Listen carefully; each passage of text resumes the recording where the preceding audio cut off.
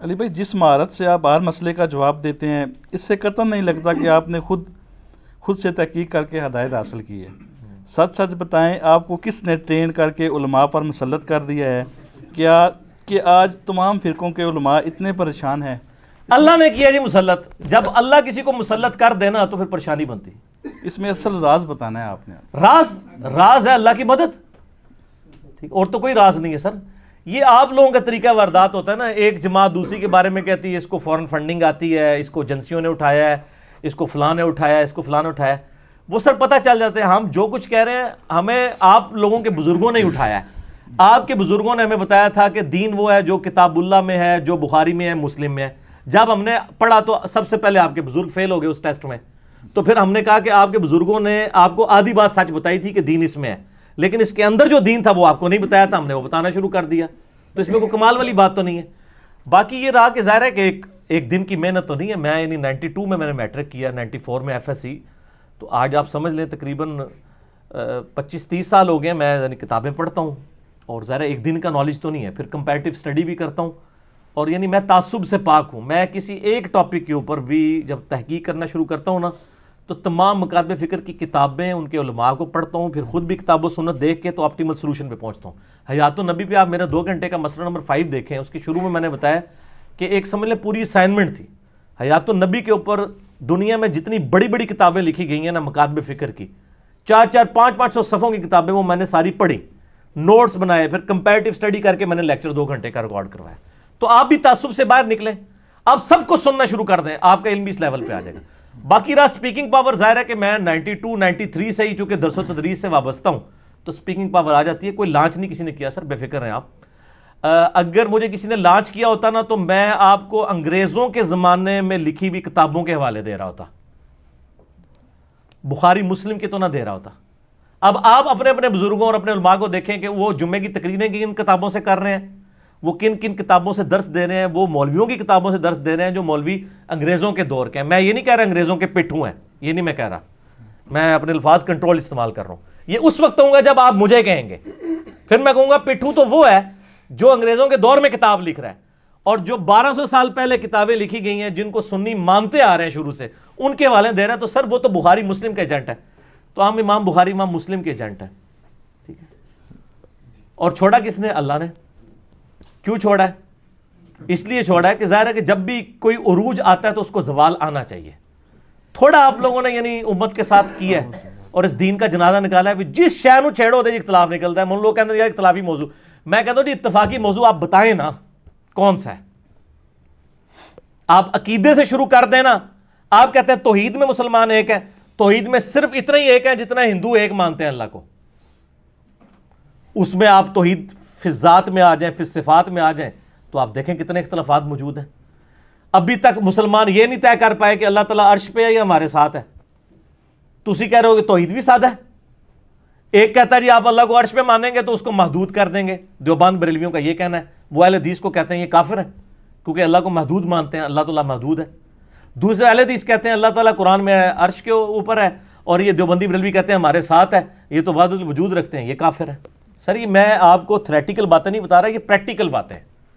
توحید پہ ایک نہیں ہے، نبی علیہ السلام کی ذات پہ آ جائیں تو آپ اس میں تو بے شمار، آپ حیات النبی کا عقیدہ، پھر حاضر و ناظر کا عقیدہ، علم غیب کا عقیدہ، اعمال میں آ جائے تو ماشاءاللہ نماز کے طریقوں میں فرق، ہر چیز میں فرق ہے، ٹھیک ہے نا۔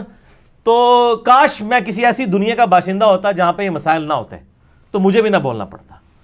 تو اب بول رہے ہیں تو آپ عزم کریں اس کو۔ جس دن میں نے کسی انگریز کی کتاب کا حوالہ دیا نا آپ کو، تو آپ پھر مجھ پہ اعتراض کیجیے گا۔ اگر کتاب و سنت آپ کے بابوں نے آپ کو بتائی لیکن اس کے اندر کیا لکھا ہے وہ نہیں بتایا، تو سر اپنے بزرگوں کو روئیں نا، مجھے کیوں روتے ہیں؟ میرا تو کوئی قصور نہیں ہے۔ وہ کہتا ہے جی وہ بزرگوں کی ڈھونڈ ڈھونڈ کے غلطیاں نکالتے ہیں۔ اور ایک بندے نے مجھے لکھا، وہ میرا کلپ بھی یوٹیوب پہ چڑھا ہوا ہے، انجینئر محمد علی مرزا گندی مکھی، یہ ہم نے ٹائٹل بنایا اس کے اوپر، لیکن مکھی ساتھ شاید کی بنائی تھی۔ اچھا، تو وہ کہتا ہے جی دیکھیں جی جیسے گندی مکھی گند پہ بیٹھتی ہے نا، یہ ہر جگہ گند پہ بیٹھتا ہے۔ تو میں نے اس میں ایک جملہ بولا تھا کہ اگر میں گندی مکھی ہوں اور گند پہ بیٹھتا ہوں تو یہ گند پھیلایا کس نے ہے؟ یہ بھی تھوڑی جرت کر کے بتائیں نا۔ میں گند کو کہتے ہیں ہمارے بزرگوں کی غلطیاں پکڑتا ہے، گند پہ بیٹھتا ہے، تو آپ یہ کہیں کہ ہمارے بزرگوں نے گند کیا تھا اس گند پہ بیٹھ کے اس نے صفائی کر کے ہمارے فالوورز کو بتایا کہ آپ کے بزرگ یہ گند کر کے گئے ہیں. تو یہ جرت کرے نا یہ کہنے کی, تو سر پبلک پھر خود ہی مانے گی یار تو بڑا اچھا کام کیا, صفائی کی ہے. یہ وہ گندی بکی ہے جس نے آپ کے بزرگوں کا گند صاف کیا ہے, اور الحمدللہ اب شاید آپ کو کتاب و سنت کی شکل میں بتایا جا رہا ہے. الحمدللہ. علی بھائی, آپ دوسرے سٹیز میں لیکچر دینے کے لیے کیوں نہیں جاتے؟ نہ ہی ٹی وی چینل پر آتے ہیں, نہ ہی کسی کانفرنس میں شریک ہوتے ہیں, آخر اس کی وجہ کیا ہے؟ میں نے پہلے بھی اس کے اوپر کافی دفعہ ڈسکشن کی ہے کہ اس کی ضرورت کوئی نہیں ہے. ٹی وی چینلز کی کیا اوقات ہے آج کے زمانے میں؟ لوگ ٹی وی چینلز کب دیکھتے ہیں؟ وہ چیزیں بھی یوٹیوب پہ سرچ کر کے دیکھ رہے ہوتے ہیں. اس کا بڑا آسان طریقہ ہے. آج شاہ زیب خانزادہ کے ساتھ جیو پہ ایک فیوریٹ پروگرام ہے میرا جو میں دیکھتا ہوں. جب وہ یوٹیوب پہ لائیو چل رہا ہوتا ہے, آپ دیکھ لیں کتنے لوگ دیکھ رہے ہوتے ہیں, 2000 3000 5000. لیکن جب وہ چڑھتا ہے تو 1-2 دن میں 70-80 ہزار لوگ دیکھ لیتے ہیں. پھر اس وقت آپ فارغ ہیں نہیں ہیں. یوٹیوب تو آپ کو فریڈم دیتی ہے جس وقت بھی. پرانے زمانے میں یہ ہوتا تھا کہ نہ ویڈیو ریکارڈنگ ہوتی تھی, نہ اس کی اویلیبلٹی ہوتی تھی, تو لوگ دوسرے گاؤں میں, ایک گاؤں سے دوسرے گاؤں مولوی بلاتے تھے کہ آج فلاں مولانا صاحب آ رہے ہیں, ان کو سننے جانا ہے. سر آپ کو مولانا کو اپنے گھر خود بلا لینا, آپ یوٹیوب پہ لکھیں تو ہم سامنے آ جائیں گے کیا حکم ہے میرے آقا. ٹھیک ہے, تو ضرورت نہیں ہے مجھے, یعنی ساری بڑی بڑی کانفرنسز میں بتاتا نہیں ہوں, یعنی ضرورت نہیں ہے بتانے کی. اس کی کانفرنسز میں جو مجھے لوگ بلا رہے ہیں وہ کیوں بلا رہے ہیں کہ انہوں نے یوٹیوب پہ آلریڈی مجھے دیکھا ہے, تو میرے فیم کا ذریعہ تو آلریڈی یوٹیوب ہے, اس کی وجہ سے انہوں نے مجبور ہوئے ہیں. تو میں پھر معذرت کر لیتا ہوں کہ ضرورت کوئی نہیں ہے. وہاں جا کے میں نے کیا گین کرنا ہے؟ یا تو مجھے پھر وہ بات کرنا دیں کہ جو آپ پھر سننے کا حوصلہ رکھتے ہیں. کوئی دنیا کا فورم, کوئی کانفرنس مجھے یہ کہتے ہیں نہیں میں کسی محفل میلاد پہ چلا جاؤں, تو سر میں میلاد پہ جا کے وہاں کیا کچھ بیان کروں گا؟ یہ مجھے پھر بتائیں گے یہ بیان کریں یہ نہ کریں, تو سر وہ میں تو نہیں کر سکتا. میں نے جو کچھ بیان کرنا ہے وہ تو یوٹیوب پہ بیان کیا جا سکتا ہے. اور اگر میں میٹھی میٹھی باتیں کر کے ادھورا دین, منافقانہ دین پیش کروں گا, میں اپنے ضمیر کا بھی مجرم ہوں, اللہ کے حضور بھی مجرم ہوں. اسلام میں صرف نیکی کا حکم نہیں ہے, برائی سے روکنا بھی ہے. محرم پہ آج تک کسی ایسے اسکالر کو بلایا گیا جو آ کے ماتم کو کنڈیم کر دے ٹی وی پہ؟ تو سر مجھے آپ کہہ رہے ہیں میں ٹی وی پہ جا کے محرم میں جا کے فضائل حسین بیان کروں؟ میں صرف فضائل حسین تو بیان نہیں کروں گا, میں تو آل امیہ کی بدماشی بھی بتاؤں گا, اور میں ماتم کو بھی کنڈیم کروں گا. میں ربیع الاول شریف میں اگر ٹی وی پہ جاؤں گا تو صرف نبی علیہ السلام کی شان نہیں بیان کروں گا, بلکہ میلاد کے اوپر جو خرافات ہو رہی ہیں وہ بھی بیان کروں گا. اور میں یہ بھی بتاؤں گا کہ علماء دیوبند جو آج بریلویوں کو جن چیزوں پہ بدعتی کہہ رہے ہیں, ان کے اپنے بزرگ جو یہ سارے کام کرتے تھے. وہ میرا ایک کلپ چڑھا ہے نا, آپ دیکھیں نا, المہند المفنس سے میں نے وہ سارے حوالے پیش کیے ہیں میلاد کے اوپر. تو سر یہ کڑوی باتیں کون سن سکتا ہے؟ اس لیے ہمیں ضرورت ہی نہیں ہے. پھر دوسری ہمیں معاف رکھیں کیونکہ ہمارے پاس کوئی چندہ بک نہیں ہے, ہماری کوئی پارٹی نہیں ہے, ہم بینیفیشری کسی کے لیے نہیں ہے. لوگوں کی تو جماعتیں ہوتی ہیں, اسٹریٹ پاور ہوتی ہے, ان کو لوگ کانفرنسز میں بلاتے ہیں کہ ان کے فالوور نکل آئیں گے. ہمارے کبھی نہیں نکلیں گے, ہم آواز بھی لگائیں تو نہیں نکلیں گے, کیونکہ ہم نے ان کو اتنی پکی آواز لگائی ہے کہ نہیں نکلنا. آپ نے سینہ و سینہ دعوت کرنی ہے, سافٹ طریقے سے بات پہنچانی ہے. ٹھیک ہے, اسٹریٹ پاور کے ذریعے کوئی تبدیلی نہیں آئے گی. بڑے بڑے لوگوں نے کوشش کی ہے, الٹیمیٹلی انجام دیکھنے کیا ہے, دیے سے دیا جلائیں اور کولڈ وار ون کریں. آج سر کولڈ وار ون ہے نا, اللہ کے فضل سے آپ یوٹیوب پہ جا کے کوئی ٹاپک لکھیں, آپ صرف یوٹیوب پہ لکھیں داڑھی کی لمبائی, تو دیکھ لیں کس کے کلپ سب سے زیادہ لوگوں نے دیکھا ہوا ہے. آپ یزید لکھ دیں, آپ حسین لکھ دیں, آپ حضرت معاویہ لکھ دیں رضی اللہ تعالیٰ عنہ, آپ 12 ربیع الاول میلاد لکھ دیں, تو اس پہ تو سب سے زیادہ ویڈیو ڈاکٹر طارق قادری صاحب کی کھلنی چاہیے ویورشپ میں, میری کھلیں گی. اور پھر یہ لوگ کہہ رہے ہوتے ہیں وہ اس لیے کھلتی ہیں کہ یہ بڑی چٹخارے دار باتیں کرتا ہے تو لوگ سن لیتے ہیں. سر آپ کر کے دیکھ لیں, اتنا ہی آسان ہے کہ کوئی بندہ بھی یوٹیوب پہ ویڈیو چلا دے, اس کو ویورشپ مل جاتی ہے. کچھ ہوتا ہے تو ملتی ہے نا, لوگ گالیاں دے کے بھی چڑھا رہے ہوتے ہیں, اس طرح نہیں ویورشپ ملتی. جب کوئی یہ سمجھتا ہے کہ جس طرح لوگ جو ٹگے بن کے ساڑھے پیچھے لگے نا, ادھر پیچھے بھی لگ گئے نا, سر نہ, ادھر تو ایک ایک باریکی دیکھی جا رہی ہوتی ہے. میں حدیث کا ریفرنس اگر نمبرنگ میں بھی فرق آ جائے تو ای میلیں آنا شروع ہو جاتی ہیں. اپنے مولویوں کے آگے تو یہ ایسے وہ بدھو بن کے بیٹھے ہوئے ہیں کہ ان کی تو سٹوریاں بھی سن لیتے ہیں. ہم صرف حوالے میں اگر نمبر آگے پیچھے ہو جائے, وہ بھی ان کے, ہمارا الحمدللہ صحیح نکلتا ہے زیادہ تر, تو وہ ای میل کھڑکا دیتے ہیں اس نمبر پہ تو حدیث ہی نہیں ہے. اور دوسرے بابے جو حدیثیں بیان کر رہے ہوتے ہیں وہ دنیا کی کسی کتاب میں نہیں ہوتی, ان کو کوئی نہیں پوچھتا. ویسے بات بھی صحیح ہے, کیسے پوچھیں ان کو, ان کا نہ کوئی رابطہ نمبر ہوتا ہے، اور رابطہ نمبر ہوگا تو ایک بار ہی رابطہ ہوگا، اگلی بار آپ گستاخ ڈکلیئر ہو جائیں گے۔ آج کوئی بڑے مجمع میں پوچھ سکتا ہے؟ یہ آپ کو علماء حضرت عمر فاروق رضی اللہ تعالیٰ عنہ کی جب یوم شہادت آتا ہے نا، تو آپ کو نا سارے ممبروں پہ، بریلوی، دیوبندی، اہل حدیث، تینوں ممبروں پہ یہ واقعہ آپ کو سنائیں گے کہ جی حضرت عمر کو بڑے مجمع میں سلمان فارسی نے کھڑے ہو کے کہا کہ حضرت آپ کا قد تو بڑا لمبا ہے، یہ آپ نے کرتا لباس کیسے سلوا لیا ہے؟ مال غنیمت میں تو ساروں کو ایک ایک چادر ملی تھی، آپ کی ایک چادر میں تو کپڑے بنتے نہیں ہے، آپ نے کیسے اپنا سوٹ سلوا لیا ہے؟ جب تک آپ یہ کلیریفیکیشن نہیں دیں گے ہم آپ کی بات ہی نہیں سنیں گے۔ تو حضرت عمر نے کہا میرا بیٹا جواب دے گا۔ عبداللہ بن عمر نے کہا کہ میں نے اپنے حصے کی چادر اپنے والد کو ڈونیٹ کی اور انہوں نے لباس یہ بات کی۔ تو حضرت سلمان فارسی نے کہا ہاں عمر اب تم بات کرو، تمہاری اطاعت بھی کریں گے، کیونکہ لیڈر کے بارے میں کنفرم ہو گیا کہ 2 نمبر نہیں ہے۔ یہ واقعہ جو مولوی بیان کر رہا ہوتا ہے نا، جیسے ہی وہ ممبر سے اترے نا، آپ صرف اس سے پوچھ لیں کہ حضرت آپ کی تنخواہ تو 10,000 ہے، یہ گاڑی آپ نے کیسے رکھی ہوئی ہے؟ تو انشاءاللہ آپ کا اکرام مسلم کر دے گا۔ وہ جو 5واں نمبر ہے، چاہے وہ 5-6 نمبر بیان کرنے والا ہوگا، وہ بھی آپ کا اکرام مسلم کر دے گا، اور اس کو کرنے کی ضرورت نہیں پڑے گی۔ اس کے مریدین کہیں گے یہ مفتی صاحب سے طریقہ ہے بات کرنے کا۔ اس کو پوچھے کہ تیرا مفتی جو ہے وہ حضرت عمر فاروق کی جوتیوں کے برابر نہیں ہے، تو واقعہ بھی وہ بیان کر رہا ہے، تو کیا مجھے حق نہیں ہے کہ میں پوچھوں؟ یہ واقعہ اس لیے بیان کیا تھا نا کہ تو نے یہ جو 10 قسم کے باڈی گارڈ رکھے ہوئے ہیں، تیری تنخواہ تو 10,000 ہے، یہ باڈی گارڈ ایک وقت کا 2 کلو گوشت کھا جاتے ہیں، یہ خرچہ کون اٹھا رہا ہے؟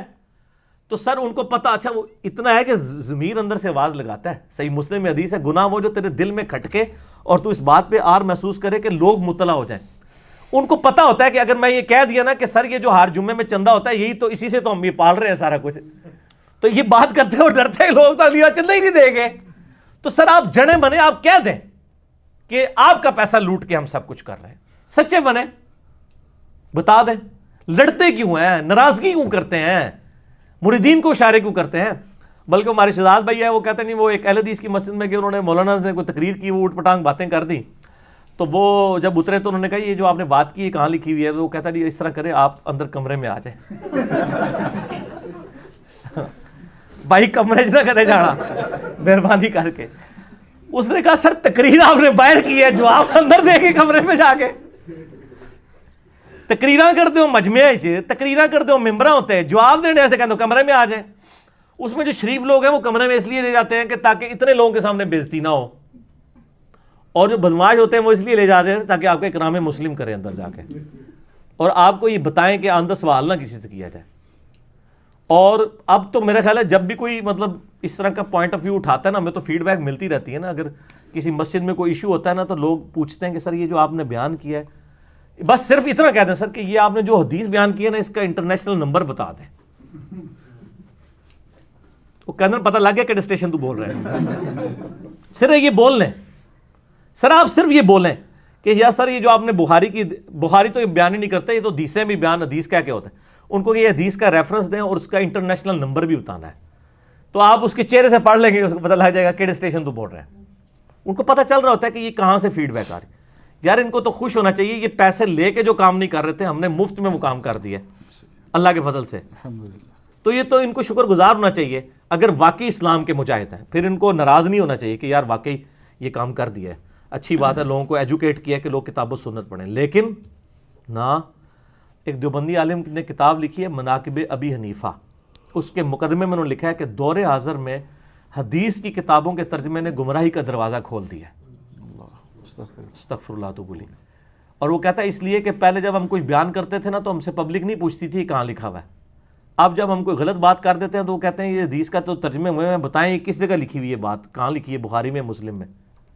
تو بجائے یہ کہنے کے کہ جی آپ اپنے آپ کو اپنا قبلہ درست کریں، وہ کہتے ہیں گمراہی کا دروازہ کھل گیا کہ لوگ ان کو پوچھیں نا، یہ سب کو پوچھ لیں، یہ پولیٹیکل لیڈرز کو بھی پوچھیں، ان پہ بھی کامنٹس پاس کریں، یہ کھلاڑیوں کے اوپر بھی کامنٹس پاس کریں، یہ فلمی ایکٹرز کے اوپر بھی بولیں، ان کو کوئی نہ پوچھے۔ کیوں؟ آپ تو ایک پبلک فگر اس حوالے سے ہیں کہ آپ کو تو رول ماڈل امت کے لیے ہونا چاہیے، آپ کو کیوں نہ پوچھیں؟ پھر آپ یہ واقعات بیان کرنا چھوڑ دیں کہ حضرت عمر نے وہ کرتا کیسے سلوایا تھا، یہ کہانیاں ختم کریں، پھر یہ کہانیاں ہیں صرف لوگوں کو قائل کرنے کے لیے، آپ سے کوئی پوچھ نہیں سکتا، اور آپ جتنے مرضی میٹھے انداز میں پوچھ لیں، یہ نہیں ہوتا کہ انداز کا مسئلہ ہوتا ہے. آپ جتنے مرضی پازیٹیو انداز میں پوچھیں, جب کسی نے کوئی بات نہیں کرنی, مجھ سے آگے پوچھے, میں تو نہیں ہائپر ہوں گا. مجھے کو پوچھے یہ موٹر سائیکل آپ نے کہاں سے لیا, تو میں بتا دوں گا جی اتنے سال پہلے اتنے کا لیا تھا. ٹھیک ہے, میرے پاس کوئی پجارو تو نہیں ہے, نہ بلٹ پروف گاڑی تو نیچے کھڑی ہوئی ہے, تو مجھے تو کوئی ایشو نہیں ہے. میں بتا دوں گا کہ یہ یار یہ میرا لیونگ سٹینڈرڈ ہے, اس کے ساتھ میری جو انکم ہے اس کے ساتھ یہ میچ کرتا ہے, اسے نیچے ہی ہے, اوپر نہیں ہے. تو ان سے ذرا پوچھیں کہ تنخواہ تو 10,000 ہے, تنخواہ تو 20,000 ہے, گاڑی بھی رکھی ہوئی ہے, اور مدرسہ کھولنے سے پہلے سائیکل پہ مدرسے پہ آئے تھے, 1 سال کے بعد موٹر سائیکل آ گئی, 4 سال کے بعد گاڑی نیچے آ گئی, 5 سال کے بعد بچوں کو بھی موٹر سائیکل لے دیے نئے. تو سر یہ کون سا اللہ کا فضل ہے جو آپ کے اوپر ہی ہے اور کسی کے اوپر نہیں ہے, اور پھر اس کو اللہ کا فضل کہہ رہے ہوتے ہیں. اور اگر آپ یہ بات کر دیں, اسی لیے آپ دیکھیں جاتے ہی پہلے کمیٹیاں توڑیں گے, چندہ باکس اپنے قبضے میں کریں گے, ان کے ساتھ میچ ہی نہیں کرتی یہ چیزیں, جو کچھ ان کا لیونگ سٹینڈرڈ ہوتا ہے. اسی لیے نا میرے سے ان کو کوئی اس حوالے سے خطرہ نہیں ہے, کیونکہ میں نے ان کے مقابلے پہ نہ کوئی چندہ بک لانچ کی ہے, نہ کوئی پارٹی لانچ کی ہے, بلکہ میں چندے خود دیتا ہوں ان کو اللہ کے فضل سے. جو مولوی میرے خلاف تقریریں کرتے ہیں نا, میں نماز پڑھنے جاتا ہوں ان کو بھی چندے دے کے آتا ہوں, ضرورت ہی نہیں ہے. اس لیے ابھی تک میں ان کا وہ کمپیٹیٹر نہیں ہوں کہ میں نے KFC میکڈونلڈ کے ساتھ کوئی ایک اور دکان کھول لی ہو. گاہک والا نہیں, ہمارے گاہک بھی آپ کے پاس ہی جاتے ہیں, آپ کی مسجدیں ہی بھر رہے ہیں نا, اپنی مسجد تو اللہ کوئی نہیں بنائی ہے. تو اس لیے کانفرنسز میں جانے کی ضرورت نہیں ہے, اس کا پھر نقصان ہوتا ہے. اس لیے میں نے سب کو ایک ہی جواب دیتا ہوں, انکار, تاکہ کسی کا دل نہ دکھے. ضرورت نہیں ہے. پھر آپ کو پتہ ہے ہمارے ملک کے حالات و واقعات بھی ایسے ہیں, اور کئی گھر اجڑ چکے ہیں, آپ کو پتہ ہے ہماری وجہ سے کئی گھر اجڑے ہیں, ہماری وجہ سے. ہاں ہماری وجہ سے اجڑے ہیں. دیکھیں نا جی, ابو جہل جب گیا تھا غزوہ بدر میں, تو قرآن پاک میں الفاظ ہیں کہ اس نے کہا کہ اے اللہ ہم پہ آسمان سے پتھر نازل فرما اگر یہ نبی سچا ہے تو. پھر پتھر تو نازل نہیں ہے, ان کا دیکھو یہ جھوٹا ہے, نعوذ باللہ. اور احادیث میں یہاں تک ملتا ہے, اس نے کہا یا اللہ اس محمد کو ہلاک کر, اس کی وجہ سے باپ بیٹے سے, بیٹا باپ سے, بہن بھائی سے, بھائی بہن سے جدا ہو گئے. ہم قریش ایک جماعت ہے, اس نے آگے پھوٹ ڈال دی, کچھ مسلمان ہو گئے کچھ کافر ہو گئے. اب تلوار لے کے آدھے جو ہیں قریش اس طرف کھڑے ہیں, آدھے اس طرف کھڑے ہیں, تو اس نے پھوٹ ڈال دی, گھر میں پھوڑیاں ڈال گئیں. ٹھیک ہو گیا نا, کیونکہ تبدیلی آئی نا سر, حق قبول کیا. آج بھی جن کے گھر اجڑے ہیں کہ باپ پوری زندگی عرس کراتا تھا, بیٹا رفل ہدایت سے نماز پڑھ رہا ہے, تو مجھے تو فیڈ بیک ملتی ہے کہ جی ہمارے ابا جی تو روزانہ جولی اٹھا کے آپ کو بدوائیں دیتے ہیں. ٹھیک ہے, مجھے تو اس طرح کی بہت فیڈ بیکس ملتی ہیں. یار مجھے بدوائیں نہ دیں, آپ اپنے بزرگوں کو بدوائیں دیں. آپ کہتے ہیں نا مرید اس لیے ہوتے ہیں کہ ہمارا ایمان نہ کارت ہو. آپ نے اپنے بچوں کو بھی مرید کرایا تھا, لیکن پیر اس کا ایمان نہیں بچا سکا, وہ پھر گمراہ ہو گیا ان کی نظر میں. اور یا پھر کہیں گے بزرگوں کی دعا لگی ہے, کہ بزرگوں کو تو دین سمجھ نہیں آیا تھا, مرید کو سمجھ آ گیا دعا لگ کے. ٹھیک ہو گیا. تو چونکہ اتنے گھر اجڑے ہوئے ہیں اس طرح کے, یعنی تو اس لیے ضرورت نہیں کہیں جانے کی. کسی کو دیکھ کے جو ہے نا وہ خام خواہ تیش آتا ہے, تو بس یوٹیوب پہ دیکھتے رہیں, اس کو دیکھ دیکھ کے خوش ہوں. ٹھیک ہو گیا. اگر آپ سے کہا جائے کہ عوام الناس کی گمراہی اور بد عقیدگی کی کوئی ایک وجہ بتائیں, علماء, تو وہ کیا ہوگا؟ ہاں سر, نہ علماء سو نہیں کہنا, نہ اے سو پنجابی ہے, اگر ہے بھی ہے. علماء سو اس لیے نہیں کہنا کہ یہ میں بڑا اچھا ہوا ڈاکٹر صاحب نے ہائی لائٹ کر دیا کہ میں علماء سو کہوں, میں اس کی بھی انجینئرنگ کر دیتا ہوں. آپ بریلویوں سے پوچھیں کہ دیوبندیوں کی گمراہی کی وجہ کیا ہے, تو کیا وہ ڈاکٹر صاحب آپ کو یہ کہیں گے کہ دیوبندیوں کی گمراہی کی وجہ یہ ہے کہ دیوبندیوں کے علماء سو؟ اگر وہ یہ کہہ دیں گے نا, تو پھر آپ پوچھیں گے دیوبند میں علماء حق کون سے ہیں, وہ کہیں گے ہے ہی گمراہ سارے گستاخ نے. پھر بھی کہیں گے نا سر میں کو کہانی تو نہیں کرا رہا نا آپ کو. ٹھیک ہے. اچھا, آپ دیوبندیوں سے جا کے پوچھیں کہ یہ بریلویوں کی گمراہی کی وجہ کیا ہے, تو دیوبندی کیا کہیں گے, جی بریلویوں میں جو علماء سو ہیں یہ وجہ ہے, جو ان میں اچھے علماء ہیں وہ تو ماشاءاللہ بہت ہدایت. ان سے پوچھیں گے اچھے علماء کون سے ہیں, اور اس کا نام اپنے سٹیمپ پیپر کے اوپر لکھ کے دینا, تاکہ ہم یوٹیوب پہ چڑھائیں کہ جی آپ کے مفتی نے فتویٰ دیا ہے کہ فلاں بریلویوں کا مفتی جو ہے نا یہ علماء حق میں سے ہے, تاکہ تہاڈا بھی چندہ بند ہو جائے اندھا. تو کسی کی جرت نہیں یہ بات کرتے, کیٹاگوریکل سٹیٹمنٹ دیں گے. جب دیوبندی کہہ رہے ہیں کہ بریلویوں کے سارے علماء سو ہیں, بریلوی کہہ رہے ہیں کہ دیوبندیوں کے سارے علماء سو ہیں, شیعہ کہہ رہے ہیں سنیوں کے سارے علماء سو ہیں, سنی کہہ رہے ہیں شیعہ کے سارے علماء سو ہیں, اہل حدیث کہہ رہے ہیں ہمارے علماء کے علاوہ سارے علماء سو ہیں, باقی کہہ رہے ہیں کہ اہل حدیث کے علماء سو ہے. جب سو ساری طرف پہ گئی ہے تو اسی بات کو میں جمع کر کے اگر کہتا ہوں کہ علماء گمراہی کی وجہ ہے تو یہ سارے ہی کہہ رہے ہیں. آج تک کسی بندے نے کہا کہ یہ بریلویوں کا جو فلاں فٹ بالر ہے نا اس کی وجہ سے بریلوی گمراہ ہوئے ہیں. علماء کا نام لیتے ہیں نا. کبھی کسی نے کہا کہ جو یہ دیوبندیوں کا فلانا کرکٹر ہے نا اس نے لوگوں کو گمراہ کیا ہے. دین کا ہی نام لیتے ہیں نا, علماء کا نام لیتے ہیں نا. یا فلاں جو اسکواش کا چیمپئن تھا اس کی وجہ سے لوگ گمراہ ہوئے ہیں, علماء کے نام لیتے ہیں. تو یہ اس پہ انہوں نے اجماع کیا ہوا ہے. اس کا طریقہ یہ ہے کہ یہ ایک دوسرے کے بارے میں ورڈکٹ دیتے ہیں. تو ہم بھی یہ کہتے ہیں علماء سو, احتیاطاً ہم کہہ دیتے ہیں علماء سو, ادروائز یہ سب ایک دوسرے کو سمجھتے ہیں. میں یعنی علماء جب کہتا ہوں تو کثرت میں بات, جیسے ہم کہتے ہیں پاکستانی قوم ہے ہی بے ایمان ہے, اس جملے کو نہیں پکڑنا چاہیے کہ جی پاکستان میں 22 کروڑ جو عوام ہے وہ ساری کی ساری گمراہ ہے. نہیں, تغلیب کے قاعدے میں بات ہوتی ہے. یہ تغلیب کے قاعدے میں بات ہو رہی ہوتی ہے. عربی میں تغلیب کا یعنی غالب اکثریت, تو غالب تو گمراہی ہے. اور ماشاءاللہ ان سے جب آپ پوچھیں گے وہ واقعی کہیں گے کہ یہ سارے ہی گمراہ ہیں. ٹھیک ہو گیا. آپ کو پتا ہے پچھلے دن ایک وہ یعنی مفتی کراچی والے نے یعنی بریلویوں کے بارے میں کیا سٹیٹمنٹ دی ہے, ان کو کافر تک ڈکلیئر کر دیا. بعد میں پھر اس کو لوگوں نے کہا تو اس نے کہا نہیں میں نے تو ان کی بات کی تھی جن کے یہ عقیدے ہوں. تو ان سے پوچھیں کہ جن جن عقیدوں کا آپ ذکر کر رہے ہو وہ کون سا بریلوی ہے جس کے وہ عقیدے نہیں ہیں. کہانی کراندے ہو تسی سمجھ دو لوگ کہا کھاندے نہیں یار. جی میں نے تو وہ اس مچھلی کی بات کی تھی جو ہوا میں اڑتی ہے. وہ مچھلی کتنے ہے؟ مچھلی تو ہوتی ہوا جو پانی میں ہو. اب وہاں پہ اڑنے والے کو تو پرندے کہتے ہیں, تو مچھلی نہ بے شک رکھ دو. اس میں آپ کو بتاؤں فقہ حنفی میں ویل مچھلی حرام ہے, پتہ آپ کو؟ وہ کہتے ہیں یہ میمل ہے, میمل ہے, یہ مچھلی ہے ہی نہیں ہے.